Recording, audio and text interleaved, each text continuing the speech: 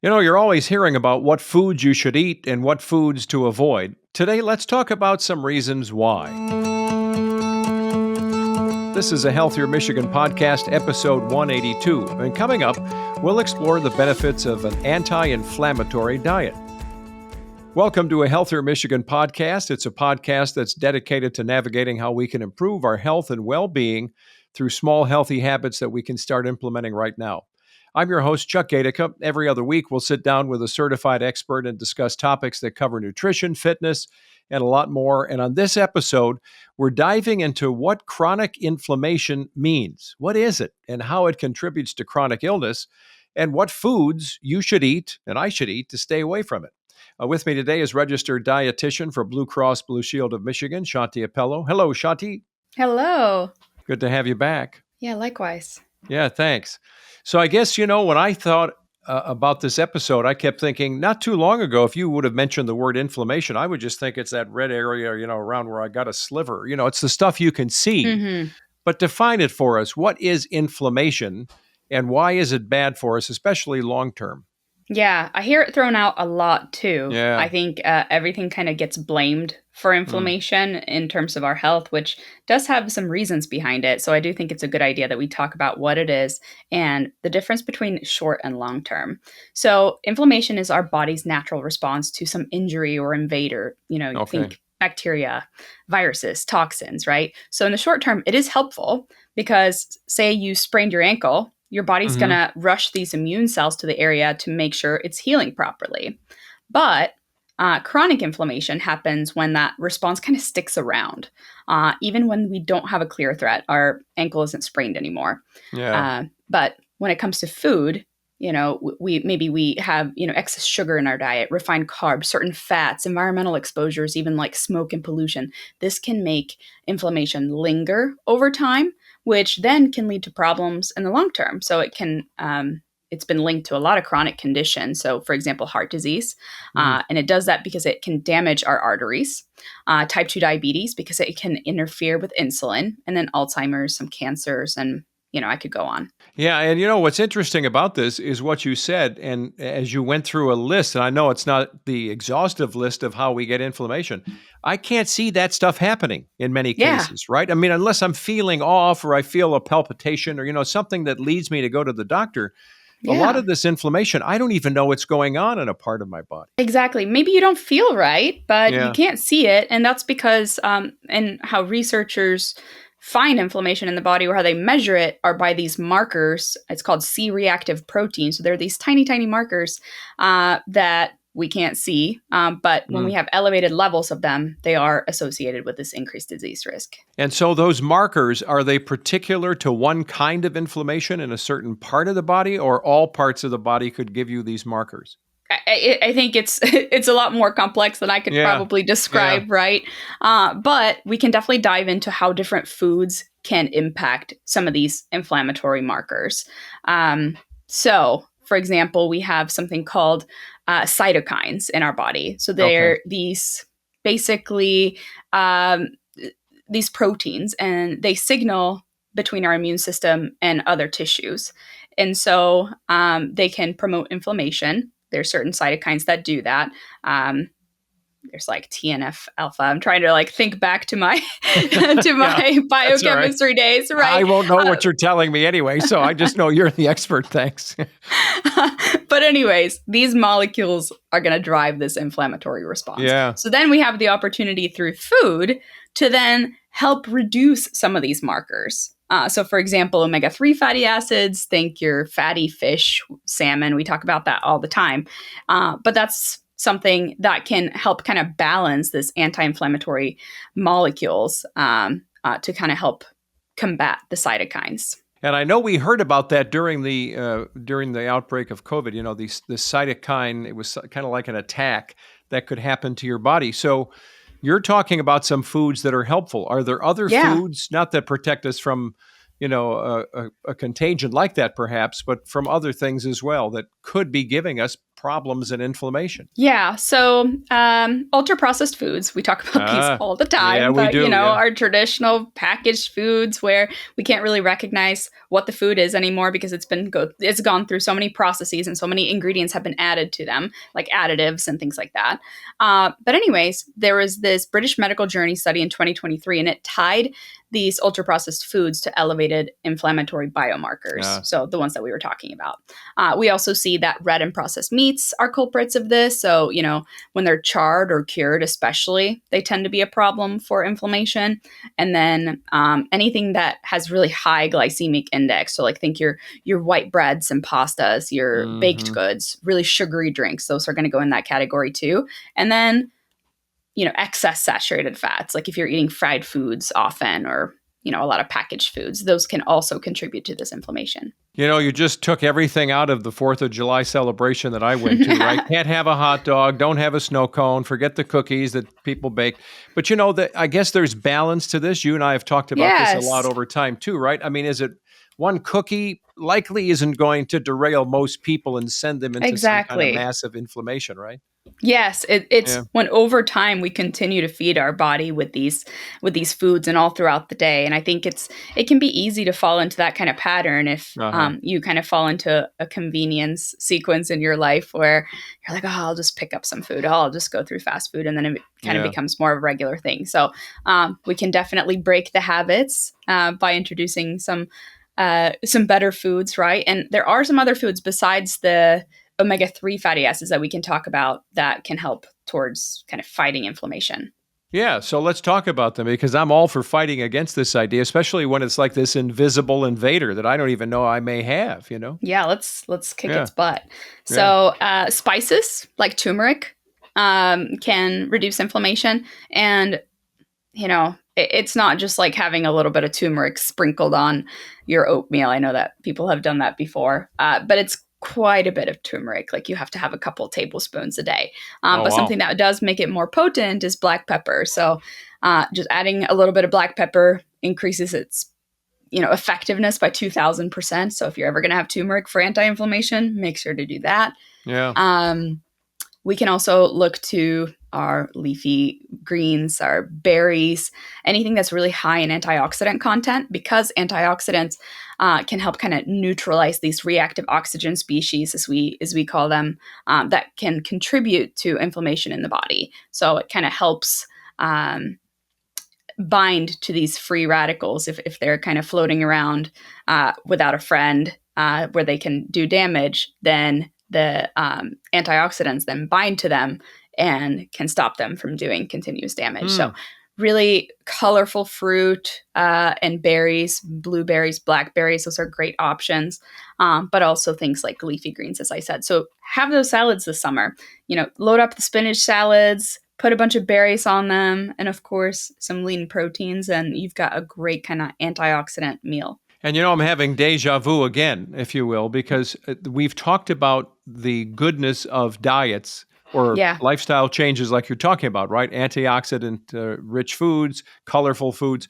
And yet I don't know that we've ever directly pointed at anti-inflammatory as being an upside or benefit, which is fabulous because first of all, it's scary to think something could be happening I don't know about, but eating for goodness, all the good stuff is helping fight this thing all by itself. So why not lean yourself and your lifestyle in that direction, huh? Yeah, exactly. And one more thing that you can do, or like one other mechanism, right? Because we talked about how the omega-3 fatty acids can help kind of, fight those cytokines. And then we have the antioxidants from the berries that can bind to the reactive oxygen species. But one last thing that you can do is kind of help your gut microbiome as much as possible. So eating your fermented foods, yogurt, kimchi, having really high fiber foods like oats and flax seeds can then influence our gut flora. And then that can help with supporting, our body's inflammation too.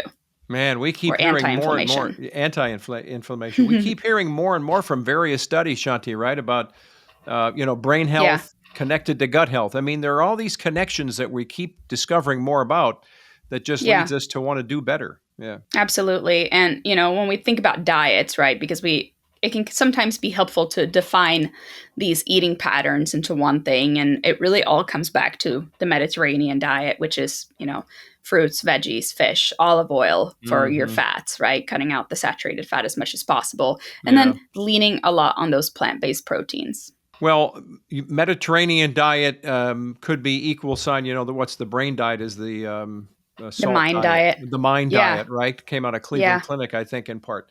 So, some of those things just make such perfect sense. And yet, when you get to the 4th of July or the birthday party, nobody is saying to be a killjoy and not enjoy yourself. But it's just, Exactly. yeah, most of the time, if you're leaning that way, you're just helping yourself and your family out. Yeah, and if you think about your 4th of July spread, maybe you had some burgers and wings Yeah. and things like that. But there's such a great opportunity to make something festive happen outside of that, or like spice up your burger, swap your burger meat. Maybe you make a salmon burger instead to get those omega-3s. Maybe you load it up with as many vegetables as possible. Maybe you make a little tzatziki dip that has that Greek yogurt, right? Or make a really colorful pasta salad that has all the goodness in it, all the colors, from the cherry tomatoes to bell peppers to, black olives and all of those kind of things. I don't know if you noticed, I look a lot less inflamed right now because I just had hummus and some salmon for lunch. So I'm thinking, look at you. I could tell. Yeah, I don't know. If you ask my wife if I'm smarter, she probably wouldn't stick up for me. But yeah, okay. So when it comes to anything else that we can do to influence this inflammatory response some of us have, what about exercise? Yeah, there's definitely a lot of benefits to exercise. Yeah. Just 30 minutes of moderate activity. So think your brisk walk where you're having a little bit of trouble talking, but you can't sing. Biking, dancing, whatever you like to do, can actually reduce these inflammatory markers. So another way that it can do that is not only like stimulating these anti-inflammatory compounds in the body, but it can also support immune function by getting that exercise. But, think outside the box, do other things, right? Like think about your yard work and your housework and walking meetings as exercise too. You can squeeze that in so many different ways. And what you're saying, this idea of non-essential exercise, a lot of us forget, especially those who may still be working from home and not in an office, or maybe still in an office if you're allowed to walk around and take a call. There are so many ways to just kind of blend this in through the day. My watch now tells me to stand. It's time to stand. And, you're tempted to hit dismiss, got to, stop it. But at the same time, it really has been instructive for me to learn those signals where I can bring together a little meeting with a grandkid or whatever it is on a walking trip or even a bike ride with somebody. Yeah. And not to think of our goals as too grand because, 10 minutes a day is way better than 0 minutes. Oh, yeah. Yeah. It really is. Yeah. I did just somehow get talked into joining a soccer league when I've never played soccer in my life. Yeah, and I've scored a goal. But there was no goalie there. Okay. No, but I think, all that to say, it's not anything that I've ever done in my life. And I was a little nervous to do it. But I think, stepping outside of your comfort zone can also be really fun. Maybe you explore a sport that your friends have been talking about. I've heard all the hot things about pickleball. I've thought about trying that. So just, maybe there's something fun that you can do to get in a little bit of exercise that you didn't expect that you could do. There is something that is great fun about pickleball. At first, I just thought, I used to play racquetball back in the day and a little bit of tennis. And then I kept thinking, I don't know. And then when I heard that my kids were playing pickleball, I thought, well, this isn't just like old people stuff, this is for everybody. And it's I get out rebranded. There. Well, it really should, because I was on multiple courts the other day, and from 8 years old, somebody brought their son, to 80 years old. People were playing pickleball. And I thought, it's really got something going for it, because you don't necessarily need to move as much as you think to stay in the game. It was just delightful to get into something. And I'm not great at it. I just enjoy going out there and doing it. Yeah. And it seems like something you can build on and get better at. And, I think it kind of keeps your mind active too, when you're kind of paying attention to everything that's going on. And it seems like because it's becoming more popular, there's so many opportunities to do it in more communities. And it seems like you can grow quite a social network that way too. I just want to double back for a minute on something, because you've just shared with us that you're learning something new, which all by itself, I think, is a very healthful proposition. But talk about and maybe help us coach us a little bit on the idea of forming new habits. And maybe they don't have to be the big goals, like you say, but give us a pitch Yeah. on that, because you can't start something new if you don't begin it. Right. I think something you can do is like stack new habits into current ones, right? So walking while you're on the phone. Maybe you have a few people that you always talk to, taking a walk while you're doing that. Trying to make something else active that you're already doing, like you said, taking a meeting, or seeing if one of your coworkers are willing to take a walking meeting with you. If you're already working, think about standing instead of sitting, right? So things that you're already doing, thinking of ways to make them more active is always a good idea. Yeah. Have you, this is a bit personal, but you can just, slap me digitally if you don't like it. Have you employed any of these things in your life outside of the dietary part, which I would assume as a nutritionist and dietitian, that's already given. Anything else outside of the new exercise that you're saying, this is a good way for me to get healthier now? Yeah.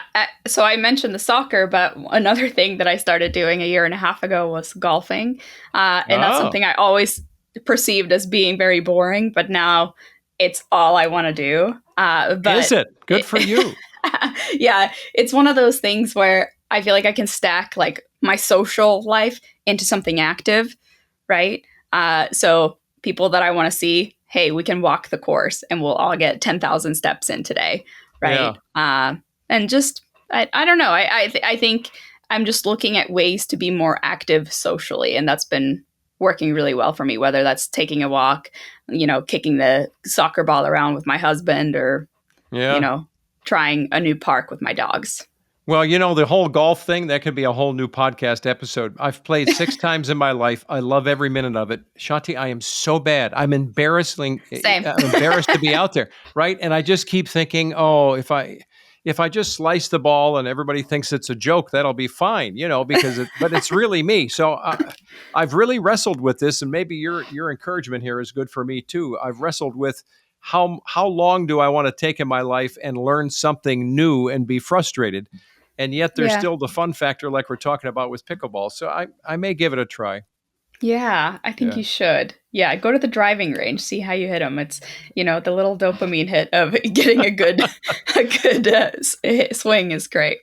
So any parting thoughts for all of us about this episode and inflammation? Yeah, I think, this chronic inflammation, it's something that a lot of us carry with us without us knowing, and we don't see it, like you said, but there really are these just small, consistent changes that we can make. Start with one meal, start with 10 minutes of exercise a day, and build from there. We don't have to overhaul anything. And I think what you said rings so true. We can still enjoy ourselves at these 4th of July parties. We can still enjoy the ice cream, the burgers, and all the foods that we really love. But just what we're doing most of the time is what matters most. So, just make sure you're snacking on healthy things for the most part, and, making sure you're getting your fruits and vegetables in every day. Good stuff. Well, Shanti, it's great to see you. Thanks again. Likewise. All right, be well. With us today is registered dietitian for Blue Cross Blue Shield of Michigan, Shanti Appello, and we're glad you've been here. Thanks for listening to A Healthier Michigan podcast. Is brought to you by Blue Cross Blue Shield of Michigan. If you like the show and you want to know more, you can go online to ahealthiermichigan.org/podcast, or you can leave us a review or rating on Apple Podcast or Spotify. You can follow us on multiple places, Facebook, Instagram, or Twitter, and you can get new episodes, old ones too, on your smartphone or tablet. And be sure to hit the subscribe button on Apple Podcasts, Spotify, or your favorite podcast app. I'm Chuck Gatica. Stay well.